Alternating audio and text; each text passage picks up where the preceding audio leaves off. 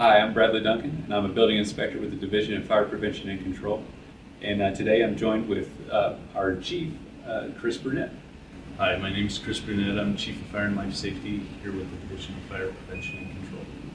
And today we're going to be talking a little bit about our role, our resources, and kind of an overview of what we can do for the public and the state in general. So hey Chris, I just want to start off with this first question. Hopefully that you can help us. So since you're section chief, how would you describe our role as a division for the state? So as a division, I think it's significant to note that we're one section of 4 within the Division of Fire Prevention and Control. The division is doing a lot of good things across the board throughout the state, but our section in particular deals with codes and standards that are applied to different facility types that we have statutory authority over. So we actually are the building code enforcement official and the fire code enforcement official for public schools, charter schools, and junior colleges. But then we also are the life safety code official for all the healthcare facilities in the state. And at times we can also be the fire code official and building code official for those as well. We do have authority over all the suppression systems in the state, and along with that we register all the fitters and contractors that go along with that, as well as the inspectors who inspect those systems. So pretty big statewide reach there. We also have some limited authority over limited gaming facilities, so we do adopt minimum codes for those facilities and are ready to step in as building code officials or fire code officials for those as well. Similar thing with waste tire facilities. So, and then we have some one-off programs such as the fireworks program, where we actually license the sale of fireworks in the state, and then we do the inspection or certify inspectors to do the inspections on the retail spaces there. And then there's the safe cigarette program. And that's just ensuring that the cigarettes sold in Colorado meet the safe cigarette standards.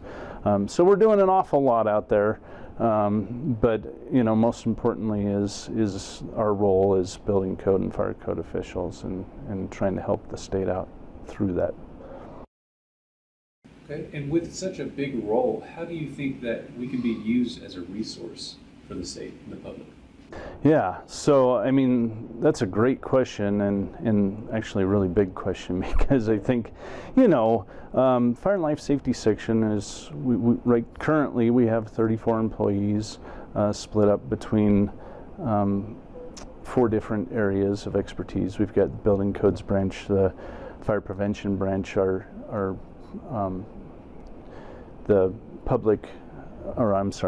professional development unit, and then investigations. And every one of these areas has something to offer to the public and to local jurisdictions. So we can do whatever is needed, from stepping in and helping a local building code official with some work that they're doing.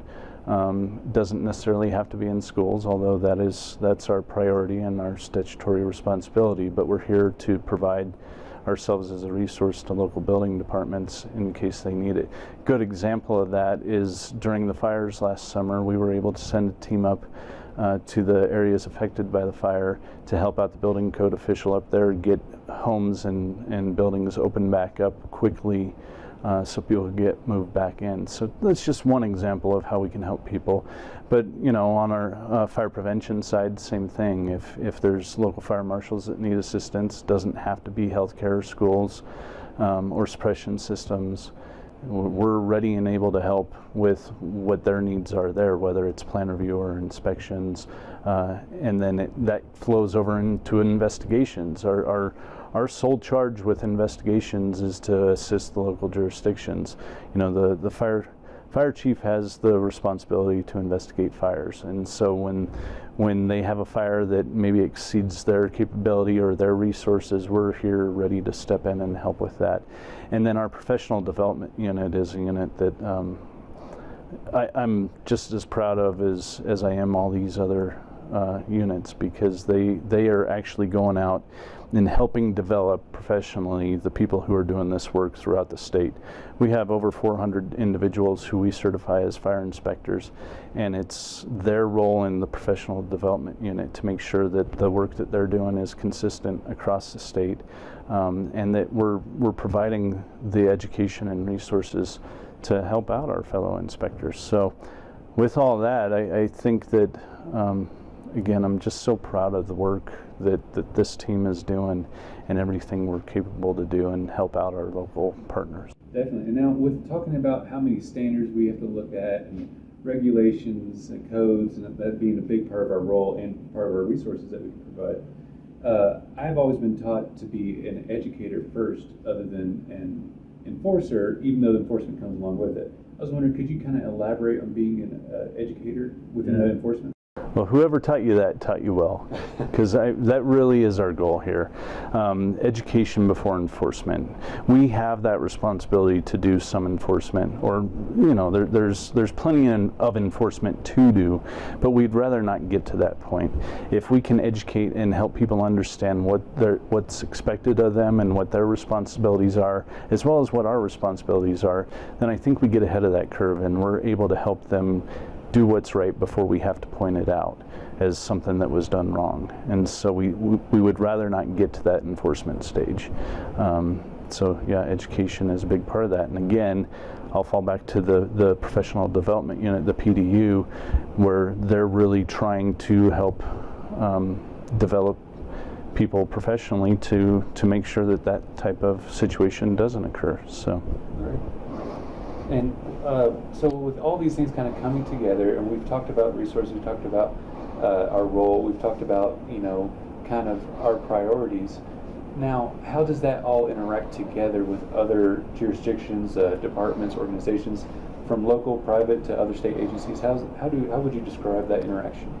Yeah, so I would say ours is one of support, first and foremost.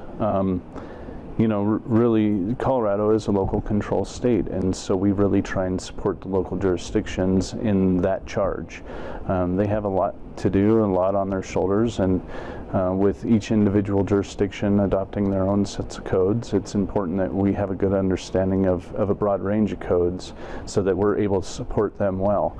So that's really where it comes in. I mean, we do have some responsibilities statutorily, and so when we have those responsibilities, we try and fulfill them best we can. But again, going back to supporting those local jurisdictions, that's really our biggest goal. We want to make sure that we're helping out where we can statewide, and that looks different, throughout the state. Here in the Denver metro area, how we're supporting jurisdictions here may look different than how we're helping jurisdictions in the southwest corner or the northeast corner of the state. And so we're prepared to support in any way we can, and we hope to do that well. Same thing with our private agencies and private partners.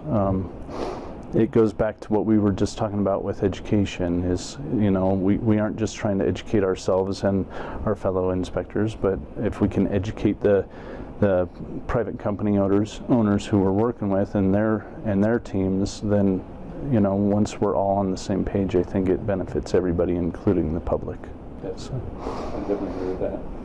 And finally, I just wanted to kind of ask, as a division that's dedicated to service, is there anything that you'd like to add about our division, or maybe a relationship with the public, or any closing statements?